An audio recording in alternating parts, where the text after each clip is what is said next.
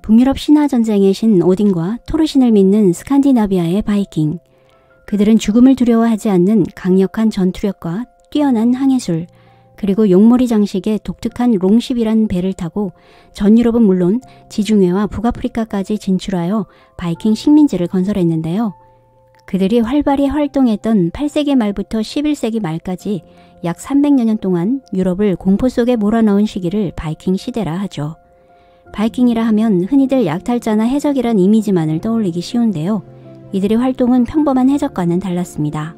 그들은 다른 나라에 침입해 그곳에 자신들의 도시를 건설하고 통치까지 하면서 지금의 북유럽 국가들의 뿌리가 된 존재들이기도 했죠. 초기 바이킹들은 치고 빠지는 전술, 히트앤드런으로 약탈만을 일삼다가 시간이 갈수록 정복의 야욕을 드러내기 시작했던 것인데요. 11세기 초 크누트 대왕이 등장하면서 북유럽과 잉글랜드를 아우르는 북해 제국을 건설하며 최고 전성기를 맞이하기도 합니다. 단순히 약탈만 일삼는 해적과는 다른 바이킹. 그들은 어떤 삶을 살았을까요? 오늘날의 덴마크, 노르웨이, 스웨덴 지역인 스칸디나비아 반도를 중심으로 활약했던 바이킹은 북게르만계, 고대 노르드인을 통칭하는데요. 북방에서 온 사람이란 뜻인 노르드인들이 이후 유럽인들에게 의해 바이킹이라 불려지는데 이는 침략과 약탈자의 의미였죠. 바이킹 중에서도 오늘날 영국의 앵글로색슨 왕국을 침략한 덴마크 바이킹을 데인족, 프랑스 노르망디에 정착한 바이킹을 노르만족, 그리고 러시아 대륙으로 진출한 스웨덴 출신 바이킹은 루스족이라 불렀는데 이 세 부족이 바이킹들을 대표할 수 있습니다. 고대 스칸디나비아 반도는 살인적인 추위로 인해 세계적으로도 인류가 늦게 뿌리내린 지역들 중 하나였죠. 두터운 빙하에 덮인 땅 때문에 인간이 살 수 없는 불모지에 가까웠는데요. 빙하기 시대가 끝나고 푸른 초원이 나타나면서 곳곳에서 사냥과 농사를 짓는 사람들이 서서히 나타났죠. 시간이 흘러 이들에게 철기 시대가 도래하면서 극적인 변화가 찾아오는데요. 오랜 기간 스칸디나비아 일대에 머물렀던 사람들이 철기라는 강력한 무기를 가지게 되면서 살기 좋은 곳을 찾아 서서히 남하하기 시작했던 것입니다. 기원전 1년경에는 로마 제국 국경 바로 위까지 접근했는데요.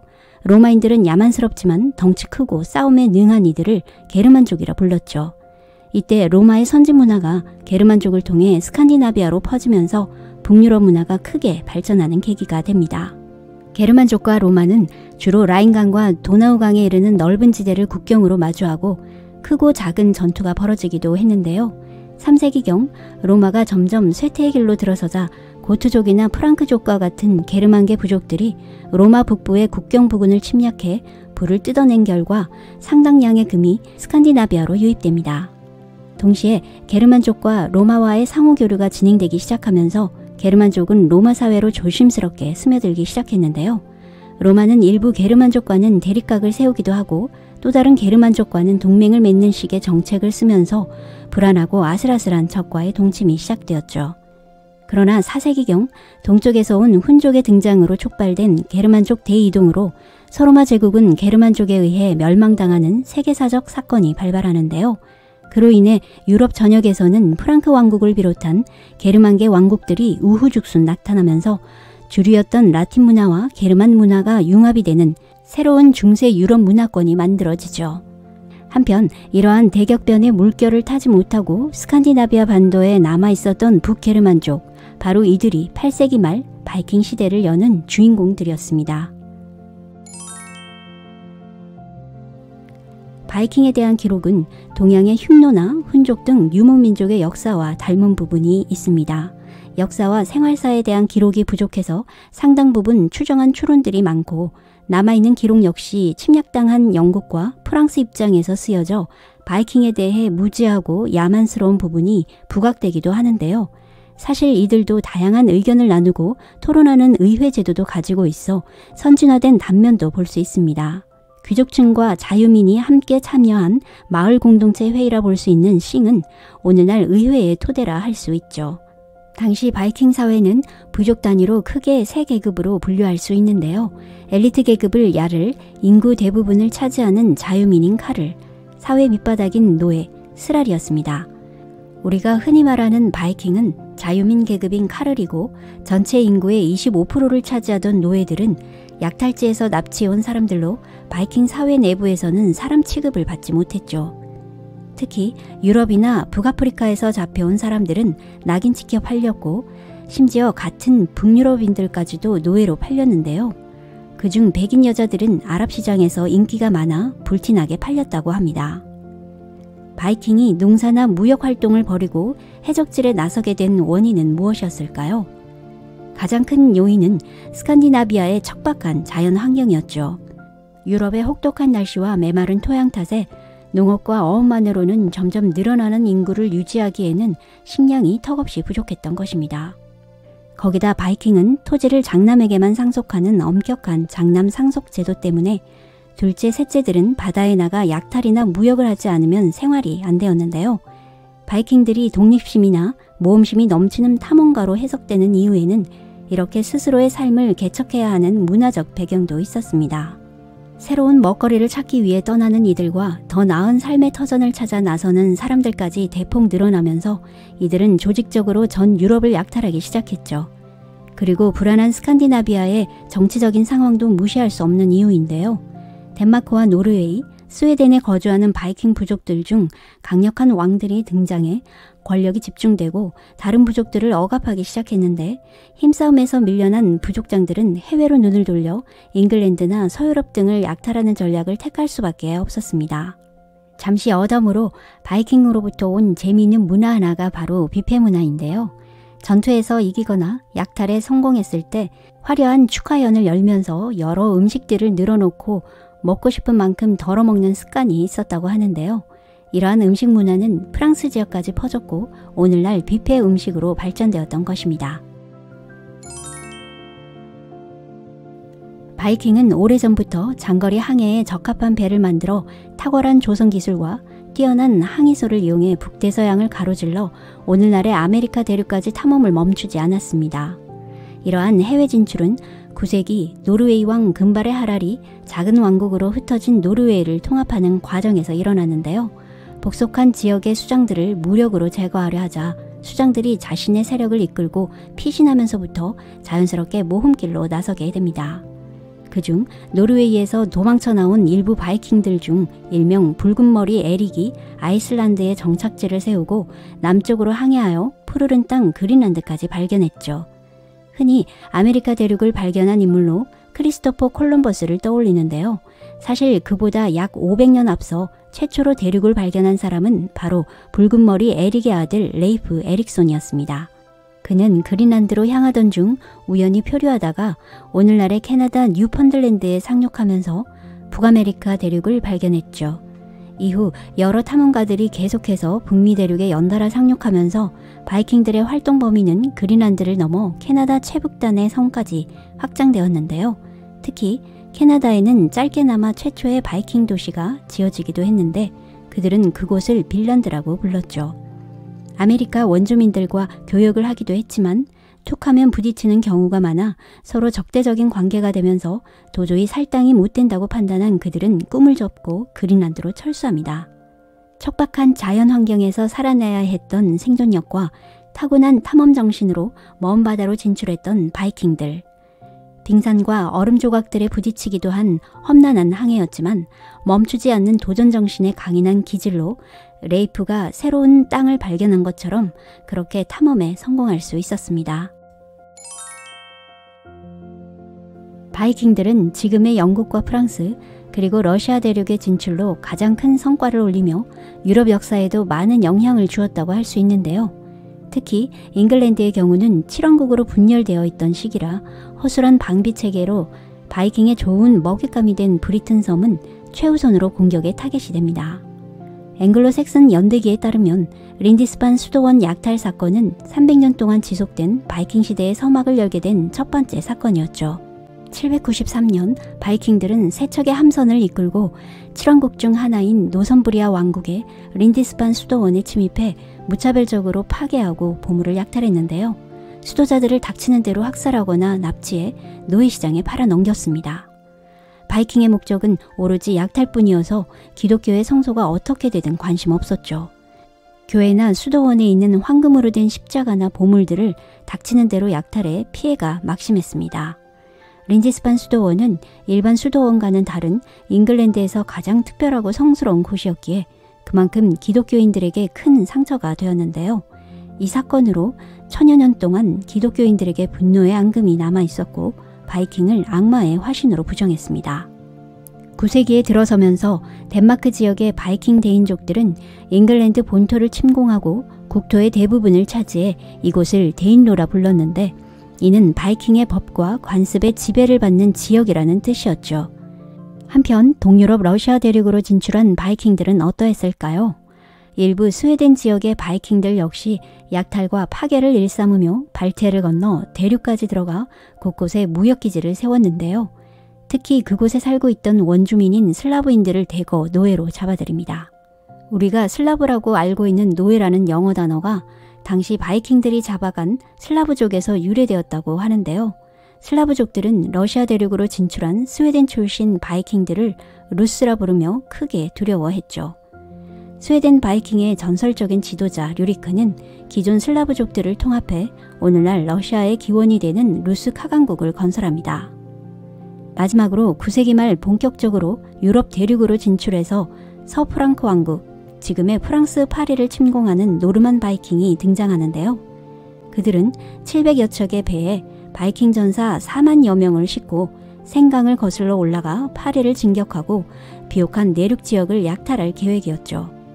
서프랑크 왕국의 군사들과 시민들은 파리를 방어하기 위해 강력히 저항했지만 바이킹들은 아예 생강 부근에 장기적으로 공격할 준비를 하기 위해 자리를 잡았는데요.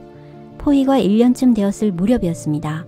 파리 시민들이 기아와 질병에 시달리게 되면서 역부족임을 절감한 서프랑크 왕들은 잉글랜드처럼 처음에는 돈으로 협상하지만 차라리 그들에게 침략한 지역을 아예 봉토로 떼어주고 충성 서약을 받는 방식을 선택하죠. 바이킹은 약탈하던 지역의 땅을 소유하게 된 셈인데요. 그 결과 지금의 프랑스 북서부의 새로운 나라 노르망디 공국이 탄생하게 됩니다. 노르망디에 정착한 바이킹들은 오랜 기간 동안 그곳 언어를 사용하며 기독교로 개종해 프랑크 여자와 결혼까지 하는데요. 이렇게 그들은 자연스럽게 동화되어 정착지에서 노르망디인으로 다시 태어나게 되죠. 11세기에 들어서 노르망디 공국의 정보광 윌리엄이 잉글랜드를 정복하고 바이킹계 노르만 왕조가 들어서게 되는데요. 그로 인해 잉글랜드 왕이 프랑스 왕의 신하가 되어버리는 일이 발생하고 이 복잡한 사건이 훗날 프랑스와 잉글랜드 두 나라 간의 100년 전쟁 씨앗이 되기도 하죠. 거침없이 잘나가던 바이킹들도 유럽 각지에 강력한 왕들과 말을 탄 기사들이 등장하면서 더 이상 그들의 치고 빠지는 전술이 통하지 않게 되자 쇠락의 길을 걷게 됩니다. 거기다 많은 바이킹들이 아예 침략한 곳에 정착해 그곳의 문화, 종교, 언어를 받아들이며 현지인들과 동화되어 침략해오는 다른 후발 바이킹들을 쫓아내 약탈이 힘들어지는데요. 결정적인 치명타가 된 것은 스칸디나비아 지역이 기독교를 받아들이면서부터입니다. 같은 기독교도들을 노예매매 금지한 교리 때문에 가장 큰 이익을 봤던 노예무역이 불가능해지면서 더 이상 약탈 행위는 어려워지게 되죠. 그리고 1066년 노르웨이 왕 하랄 3세가 잉글랜드의 왕위 후계자 문제에 관여해서 300여 척의 선단과 9,000명의 바이킹들을 모아 잉글랜드를 침공한 스탬퍼드 브릿지 전투가 발발하는데요. 이 전투에서 바이킹군이 잉글랜드군에 거의 괴멸 수준으로 당하는 예상 밖의 결과로 바이킹들은 더 이상 타국을 침공할 여력을 잃어버리고 300여 년에 걸친 길고 긴 바이킹 시대의 막이 내려지게 됩니다. 정리한 내용은 여기까지이고요. 다음 영상에서는 바이킹 시대를 연 두 영웅의 이야기로 만나 뵙겠습니다. 북유럽 세계사에서 놓칠 수 없는 스칸디나비아 바이킹 역사는 크게 덴마크와 노르웨이 그리고 스웨덴 세 지역의 왕국들을 중심으로 역사가 전개됩니다. 이번 영상에서는 바이킹 영웅들 중에서도 바이킹 시대의 시작을 알리는 라그나르와 북유럽 통일을 꿈꾼 블루투스 하랄 왕에 대한 이야기입니다. 9세기 바이킹 전설에 의하면 오늘날의 덴마크와 스웨덴 일부 지역을 다스렸다고 알려진 라그나르는 바이킹 이미지의 원조격인 인물이라 할 수 있는데요. 바이킹 역사는 자료 부족으로 인해 신화 속 인물처럼 전설의 이미지가 많지만 그의 자식들은 실존했던 인물들로서 바이킹 왕국들의 역사적 시조로 추정되고 있죠. 바이킹 사가, 이른바 구전에 따르면 라그나르는 스비아인의 왕 시구르드의 아들로 태어나 왕위를 물려받는데요. 일생 동안 3번의 결혼을 통해 첫째 부인 라게르사, 두 번째 부인 토라, 세 번째 부인 아슬라오그를 맞이합니다. 특히 세 번째 부인 사이에서 태어난 아들들 중 약골인 이바르, 흰옷의 할프단, 그리고 막내 아들인 뱀 모양의 눈을 가진 시구르드는 덴마크 크누트 왕조의 시조로 추정되는 인물로 유명하죠. 스웨덴과 덴마크의 수많은 바이킹들을 이끈 카리스마 넘치는 라그나르는 다른 리더와 다르게 직접 약탈해온 금은보화를 사람들에게 나누어주며 큰 신임을 얻을 수 있었는데요. 그가 주로 약탈한 지역은 잉글랜드 지역과 지금의 프랑스 지역이었죠. 당시의 잉글랜드는 켈트족의 일파로 알려진 브리튼족이 살고 있었고 1세기경 로마에게 정복당하면서 로마의 선진 문물들을 받아들이며 생활하죠.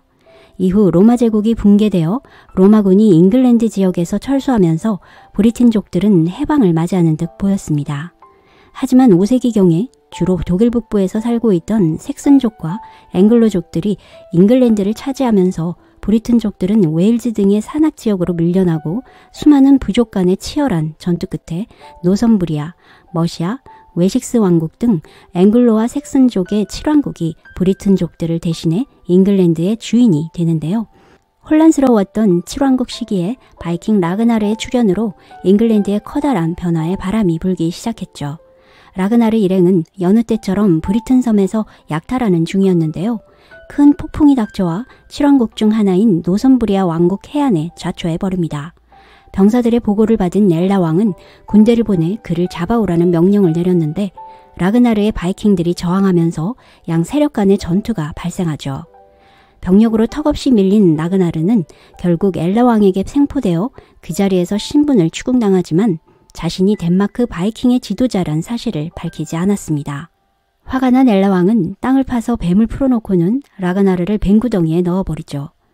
뱀들은 라그나르를 휘감아 목을 조르기 시작했고 그때 라그나르는 죽음을 예감하면서 새끼 돼지들이 늙은 돼지가 어떻게 되었는지 안다면 얼마나 울어댈까 라는 수수께끼와 같은 유언을 남기며 죽음을 맞이합니다. 새끼 돼지란 바로 라그나르의 아들들을 가리켰고 아버지 복수를 위해 그들이 잉글랜드로 쳐들어올 것이라는 의미였죠. 이렇게 바이킹의 전설적인 영웅 라그나르는 허무하게도 잉글랜드 땅에서 최후를 맞이하게 되었는데요. 그의 죽음은 단순한 약탈만을 일삼던 군주의 비참한 죽음이 아니라 유럽 역사의 대격변을 예고하는 상징적인 사건이었습니다.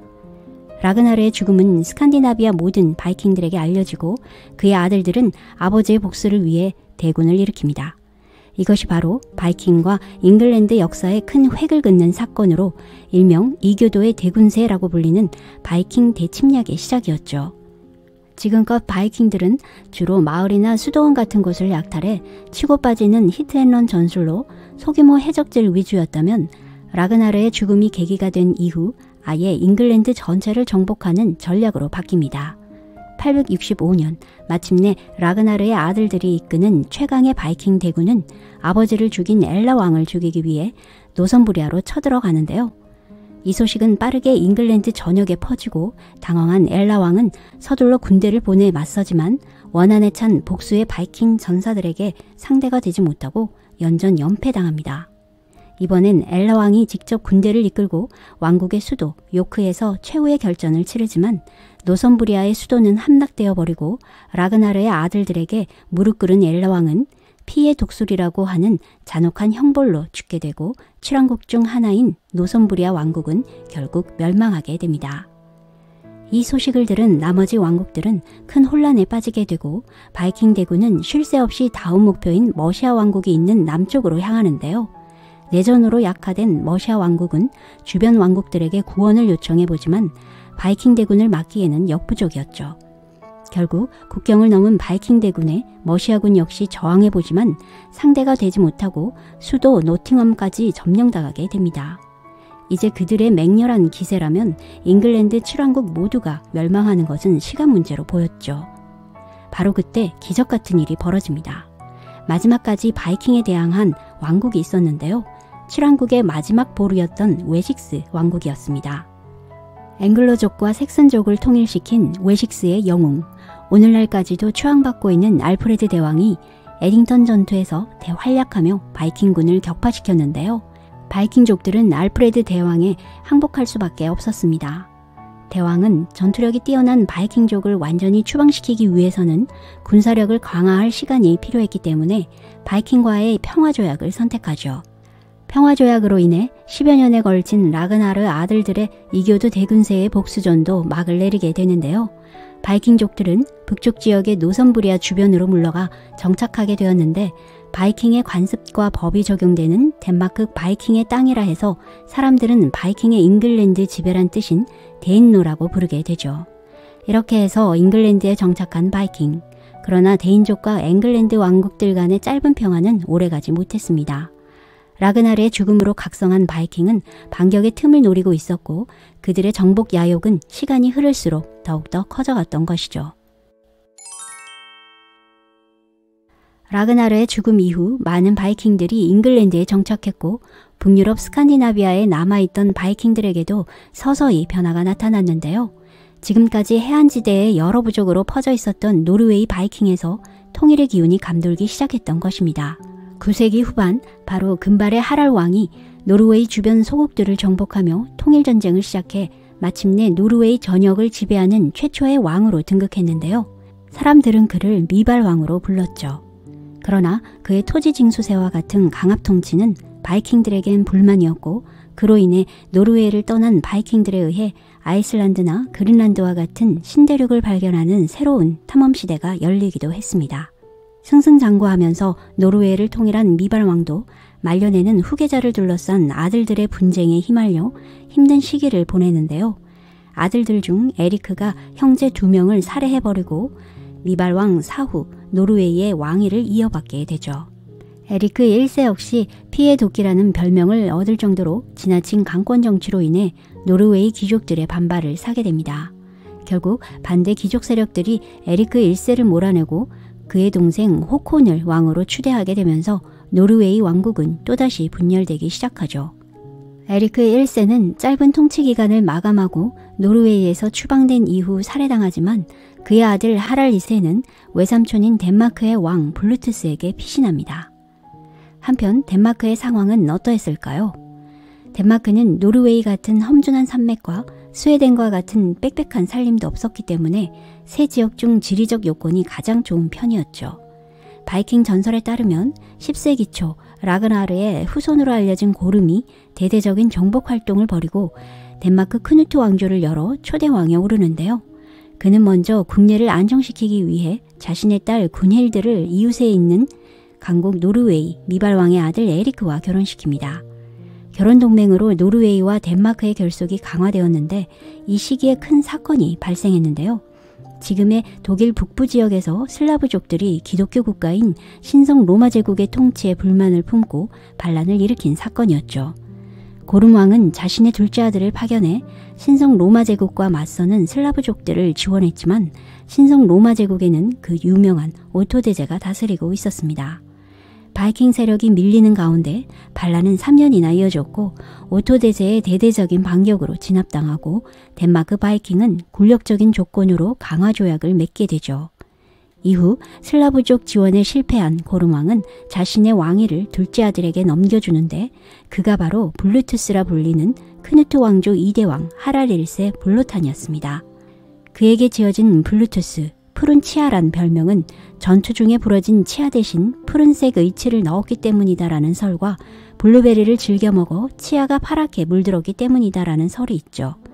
958년 그는 왕위를 이어받고 뛰어난 전술과 용맹함으로 아버지가 이루지 못한 덴마크 통일을 완성한 후 내부 체제를 정비해 강력한 군사력을 가진 국가를 건설합니다. 이제 그는 덴마크 통일에 그치지 않고 북유럽 통일이라는 거대한 꿈을 가지고 노르웨이로 영토를 확장하려고 하는데요. 이 당시 블루투스에게는 추방당한 노르웨이 왕 에리크 1세의 아들이면서 자신의 조카이기도 한 하랄 2세가 피신에 들어와 노르웨이 왕위를 되찾기 위해 복수의 칼날을 갈고 있었던 때였죠. 블루투스는 이 기회를 놓치지 않고 조카를 이용하는데요. 우선 조카의 왕위를 되찾아준다는 명분을 내세워 하랄 2세와 그의 형제들을 지원해 함선 600척으로 노르웨이를 침공합니다. 전쟁 초기에는 노르웨이군의 강력한 저항에 부딪혀 고전하지만 최종적으로는 블루투스 세력이 승리하고 이후 블루투스는 조카를 새로운 노르웨이 왕으로 즉위시키면서 사실상 노르웨이를 장악하죠. 그러나 왕이 된 하랄 2세는 꼭두각시가 된 신세가 못마땅해 자신의 힘을 과시하기 위해 지방 영주를 살해하는 등 강압 정치를 하게 되고 귀족들의 반감을 사게 됩니다.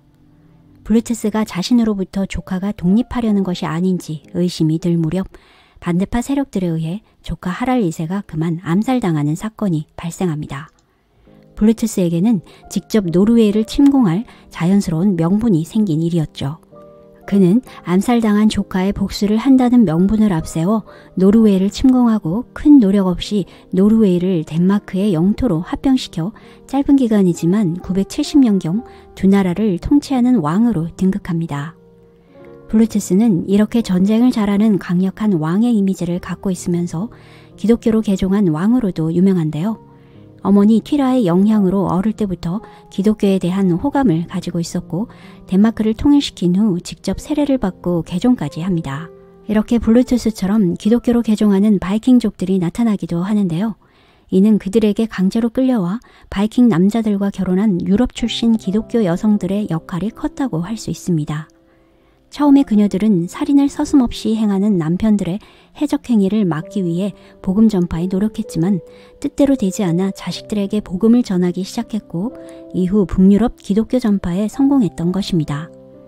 이제 기독교를 덴마크 국교로 선포하고 노르웨이를 자국에 합병시킨 블루투스는 이후 자신의 부모님 무덤에 추모의 글과 업적을 기념하는 비석을 세우고 그곳에 최초의 목조 성당을 세우는데요. 조각된 비문에는 다음과 같이 새겨져 있습니다. 하랄 왕이 이 기념비를 세웠고 이는 그의 아버지 고름과 어머니 튀라를 기리기 위한 것이다. 하랄은 혼자 힘으로 덴마크와 노르웨이를 얻었고 덴마크인들을 기독교인으로 만들었다. 현재 이 추모 비석은 고대 바이킹 룬 문자 비석들과 함께 옐링스톤이라고 불리며 현재 유네스코 세계문화유산으로 등재되어 있는데요. 특히 블루투스가 세운 비석에는 십자가에 못 박힌 예수 그리스도가 새겨져 있어 이 시대에 덴마크가 기독교 국가였음을 알려주는 증거이기도 했습니다. 블루투스의 기반이 단단히 다져지는 듯 했지만 기독교 전파는 토착 종교를 믿는 바이킹들과의 사이에서 갈등을 불러일으키는 원인들 중 하나였죠. 이때 블루투스는 숙적이었던 신성 로마 제국의 오토 대제가 죽었다는 소식을 듣게 되는데요.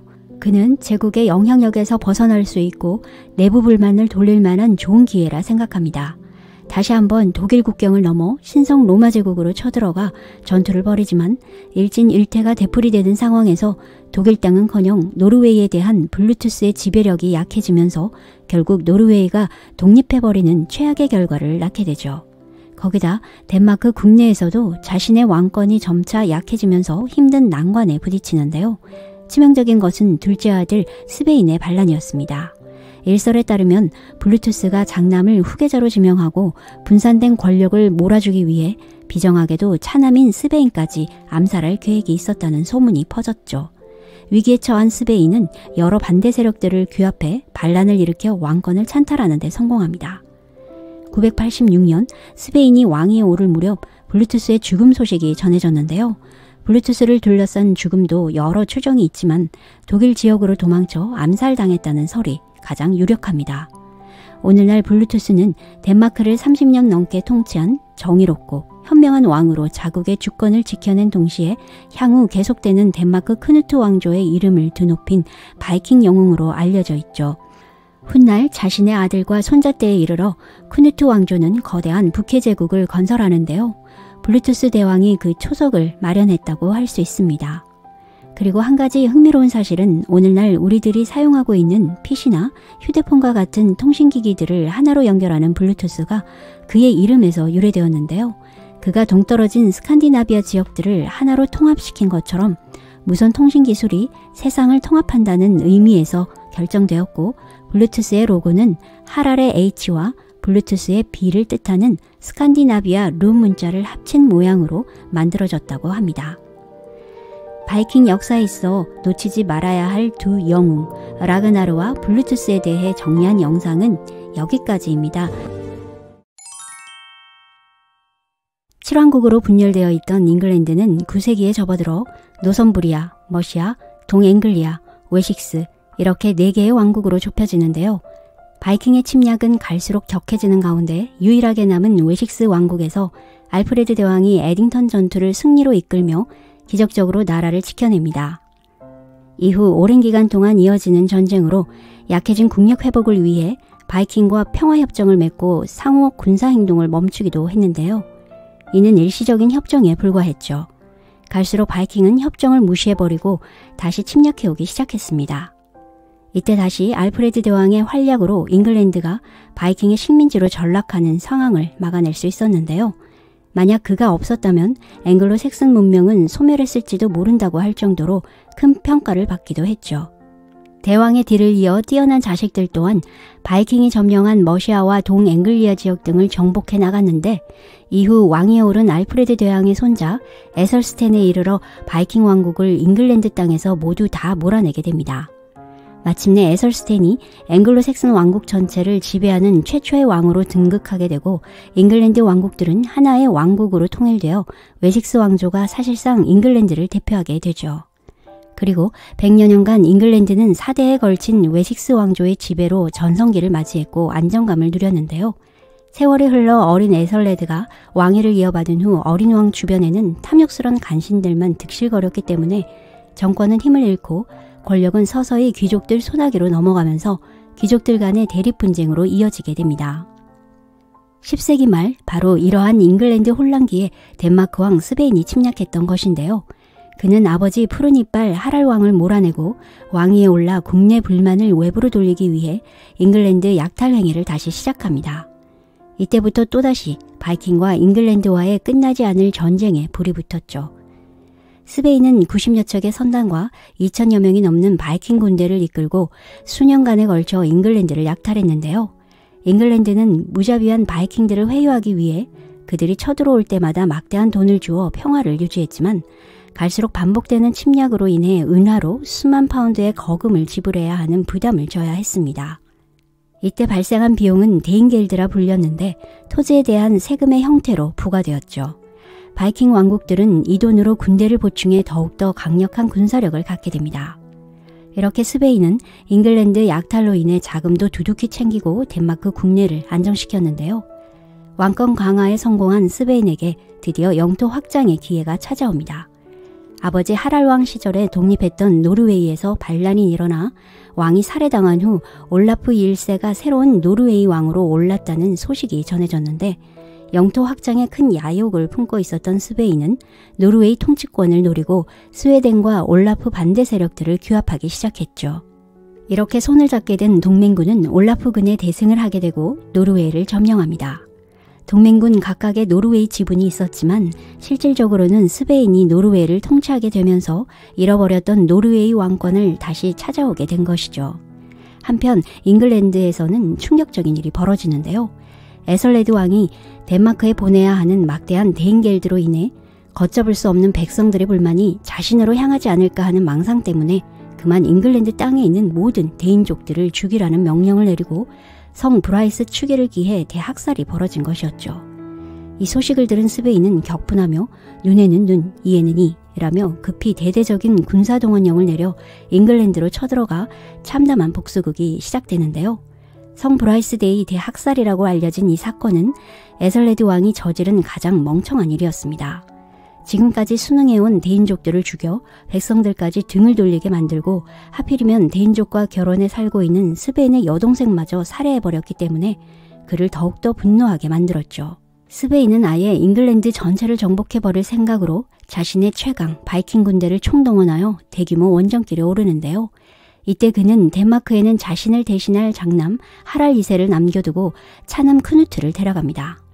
스베인의 바이킹 군대는 상륙하자마자 잉글랜드 전역을 무자비하게 초토화시키고 그 해가 끝나갈 무렵에는 윈체스터와 런던 지역을 함락시키는데요. 결국 에설레드 왕은 더 이상 버틸 수 없어 프랑스 지역 노르망디 공국으로 도망쳐버리면서 잉글랜드는 바이킹의 손에 넘어가게 되죠. 1013년 크리스마스 날 마침내 스베인 1세는 위풍당당한 모습으로 잉글랜드 왕으로 즉위하는데요. 덴마크, 노르웨이, 잉글랜드 3국의 왕으로서 바이킹의 원대한 꿈이었던 북해 제국을 건설해 바이킹들의 사기는 하늘을 찌르는 기세였습니다. 하지만 어이없게도 이듬해 2월 스베인의 갑작스런 사망으로 북해 제국의 영광은 시작하자마자 거품처럼 사라질 위기에 놓이게 되는데요.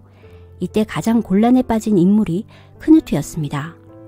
덴마크 세력들은 당연히 스베인의 차남 크누트를 잉글랜드 왕으로 추대했지만 잉글랜드 귀족들은 이를 완강히 거부하며 재빨리 노르망디로 도망가 있었던 에설레드 2세를 왕으로 복귀시켜버리죠. 또다시 바이킹과 잉글랜드 간의 대립이 시작될 수밖에 없는 일촉즉발의 순간 크누트에게 스칸디나비아로부터 급박한 소식이 전해집니다. 노르웨이는 스베인 사후 혼란한 틈을 이용해 다시 독립을 해버리고 덴마크는 본국에 남아있던 크누트의 이복형 하랄 2세가 자신에게 한마디 말도 없이 마음대로 덴마크 왕임을 선포해버려 크누트는 잉글랜드와 덴마크 사이에서 고립될 위기에 처합니다. 그는 작전상 일부 후퇴를 결정하고 급히 본국인 덴마크로 돌아가 형 하랄과 상속 문제를 본격적으로 논의하는데요. 크누트가 형을 정식으로 왕으로 인정해주는 대신 잉글랜드를 정복할 대규모 군대를 지원받음으로써 큰 다툼 없이 합의를 보게 됩니다. 크누트의 잉글랜드 정복 준비 기간은 그리 오래 걸리진 않았죠.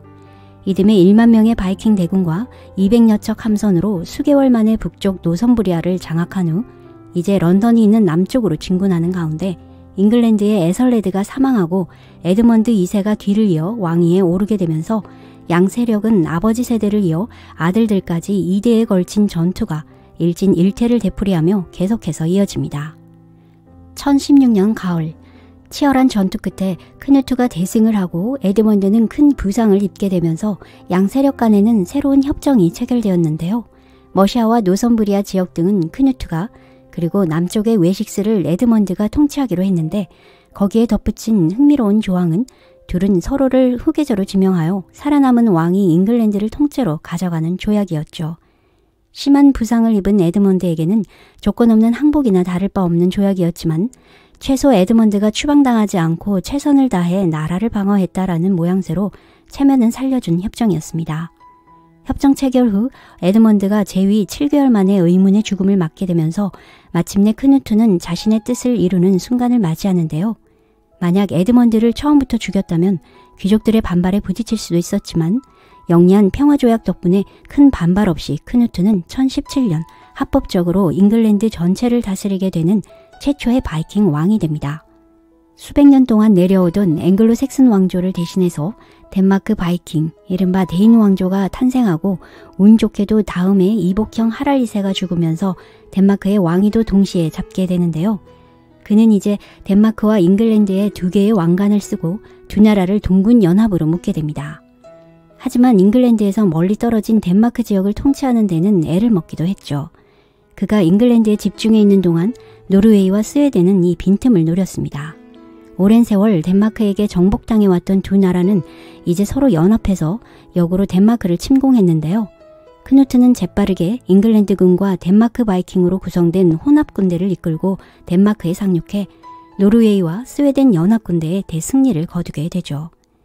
1028년 이렇게 크누트는 잉글랜드를 넘어서 덴마크, 노르웨이, 그리고 스웨덴의 일부까지 손에 넣으며 할아버지 블루투스 하랄 왕과 아버지 스베인의 꿈인 북해를 앞마당으로 하는 거대한 북해 제국을 완성하며 바이킹 최고의 전성기를 맞이하는데요. 이 업적으로 크누트에게는 대왕, 즉 더 그레이트라는 칭호가 붙게 됩니다. 바이킹과 잉글랜드 간의 길고 긴 전쟁은 크누트 대왕이 마침내 종식시키는데요. 그는 20대 젊은 덴마크의 왕자이자 잉글랜드 왕인 동시에 정복자였습니다. 19년간 잉글랜드를 강권 통치하면서 초기 1년 정도는 자신에게 반항하는 귀족들을 무자비하게 탄압하고 빼앗은 토지를 덴마크 부하들에게 나눠주었는데요. 전국에 무거운 세금을 매겨 왕권을 유지하면서 재화의 대부분을 덴마크로 보내기도 합니다. 시간이 흘러 잉글랜드가 자신의 손에 완전히 들어왔다는 판단이 내려지자 강권 통치를 완화하고 포용 정책을 만들었죠. 잉글랜드인들에게도 땅을 배분해주며 관리로도 등용해 마침내 자신에게 충성을 바치게 해 그들을 수하로 만들어갑니다. 이제 크누트는 정복자에서 그치지 않고 잉글랜드를 통치하는 진정한 왕이길 염원했죠. 효율적인 통치를 위해 행정구역을 4개 지역으로 나누어 중심지 웨식스는 크누트가 통치를 하고 나머지 3곳은 백장령으로 만들어 그가 임명한 측근들이 통치했습니다. 크누트는 자신의 정통성을 강화하기 위해 죽은 에설레드 2세의 미망인 노르망디의 엠마와 결혼하여 잉글랜드 사람들의 환심을 사기도 했죠. 그리고 죽은 에설레드 왕과 엠마 왕비 사이에서 태어난 아이들은 노르망디에서 사는 조건으로 살려주었는데 살아남은 아이 중에는 훗날 잉글랜드 왕위를 다시 회복하는 참외왕 에드워드도 포함되어 있었습니다. 크누트는 자신뿐 아니라 귀족계층부터 일반 백성들까지 대인족과 앵글로 색슨족 간의 혼인을 적극 장려했는데요. 이러한 융화 정책으로 덴마크 혈족이 잉글랜드 본토에서 갈수록 많은 비중을 차지하게 되죠. 군사적으로도 혹시 일어날지 모르는 반란에 대비해 2000여 명의 취니대 성격을 지닌 하우스칼이라는 바이킹 상비군을 창설해 중앙 집권적 통치력을 강화합니다. 또한 전투선을 만들어 해군력을 높여 자신이 직접 전함을 이끌고 왕성히 활동했던 해적들을 토벌했는데요. 그의 통치기 동안은 잉글랜드를 비롯한 북해 제국이 큰 번영을 누렸다고 합니다. 이렇게 스칸디나비아로부터 침략해오는 바이킹들의 약탈 경로가 무역로로 탈바꿈되면서 북해와 발트해 바닷길이 안정을 되찾아 잉글랜드, 아일랜드, 노르망디, 스칸디나비아 지역 등의 무역이 활발해졌는데요. 북해 권역에서의 무역 활성화는 그의 안정된 통치력을 상징하는 것이라고 평가받고 있죠. 또 그는 기독교 문명 국가의 왕으로서 인정받기 위해 잉글랜드 내 대주교들과의 친밀한 관계를 유지하도록 수도원 건립과 기독교도들에 대한 후원을 아끼지 않았는데요. 이에 대한 보답으로 대주교는 그의 개혁 정책에 지지를 표명하기도 했고 로마 교황은 새로운 신성 로마 제국 황제의 대관식에 참석하라며 크누트를 초대했는데요. 황제와 교황을 아련한 그의 위상은 더욱더 높아집니다. 블루투스나 스베인이 일부 정치적인 이유로 기독교로 개종한 것과는 달리 그는 순수하게 기독교 문명국 군주로서 인정받기 위한 끈질긴 노력으로 야만인에서 가장 기독교인다운 왕으로 변신했다는 평가를 받게 되죠. 그러나 영원할 것만 같았던 그의 북해 제국은 그리 오래가지 못합니다. 사실 잉글랜드를 정복했을 때 크누트는 이미 덴마크에 왕비가 있었지만 미망인 엠마와 결혼한 이후 그녀만을 합법적인 왕으로 인정했고 그녀와의 사이에서 태어난 아들 하르다 크누트를 왕위 계승권자라고 선포해버립니다. 이로 인해 덴마크에 있던 첫 번째 왕비 엘프지프의 아들들은 모두 서자로 격화되어 버리면서 후계자 분쟁에 큰 불씨가 되어버리죠. 1035년 40대의 젊은 나이로 크누트 대왕이 생을 마감하고 북해 제국은 순식간에 붕괴되어 버리는데요. 이후 북해 제국을 꿈꾸는 영웅들은 더 이상 나타나지 않았고 바이킹의 최고 전성기는 아들들의 후계자 분쟁으로 급격하게 기울어져 결국 잉글랜드의 대인 왕조도 30년도 채 안 돼 막을 내리게 됩니다. 크누트는 북유럽을 통일시키기 위한 노력과 더불어 신앙심을 높게 평가받기도 하는데요. 그를 더욱더 돋보이게 하는 크누트와 파도 이야기라는 유명한 일화 한 편이 있죠. 신하들은 크누트 대왕을 아련할 때마다 왕이시여 당신은 지금까지 그 누구보다 더 전지전능하고 위대한 분이십니다. 라고 칭송을 했는데 그럴 때마다 대왕은 불편한 기색을 감추기 힘들었다고 합니다. 어느 날 신하들과 해변가를 산책할 때였는데요. 신하들이 평소 때와 같이 칭송을 시작하자 크누트는 갑자기 바닷가에 의자를 놓으라고 하고는 신하들을 향해 내가 파도에게 멈추라고 명령하면 멈출 거라고 생각하느냐? 라고 신하들에게 물었죠. 당황한 신하들은 위대한 왕이시여 명령만 내리소서 파도는 대왕의 말을 들을 겁니다. 라고 답을 했답니다. 크누트는 파도를 향해 멈추라고 명령했지만 바다는 어느 때처럼 출렁이는 물결을 일으켜 대왕의 옷과 발을 적십니다. 그는 그제서야 의자에서 일어서면서 신하들을 향해 그대들이 원하는 힘은 난 가지고 있지 않네. 세상을 지배할 수 있는 단 하나의 위대한 왕은 바로 신뿐이지. 나는 오직 신에게만 칭송을 바쳤으면 한다네. 이렇게 크누트 대왕은 왕들의 힘이란 공허하고 가치가 없어 오직 신만을 숭배하라는 교훈으로 신하들을 부끄럽게 만들었는데요. 당시 기독교 왕국의 백성들은 신의 가호로 왕위를 받은 왕에게 절대 복종해야 하는 왕권 신수설을 가지고 있었지만 크누트는 스스로 신적 존재가 아닌 사실을 일깨워주는 동시에 흔들리지 않은 신앙심을 보여준 것이었죠. 그는 이교도 바이킹 출신으로 북유럽을 통일시키는 큰 꿈을 이루기 위한 노력을 기울여 북유럽 역사에서 통일의 상징이 되었고 잉글랜드인과 덴마크인 사이의 갈등을 중재하면서 문화융합에 큰 공을 들인 군주로 평가받는데요. 현대에 들어서도 영국인들의 큰 존경을 받고 있다고 합니다. 북해 제국을 건설한 크누트 대왕에 대한 정리는 여기까지입니다. 흥미로우셨다면 좋아요 부탁드립니다. 끝까지 시청해주셔서 감사합니다.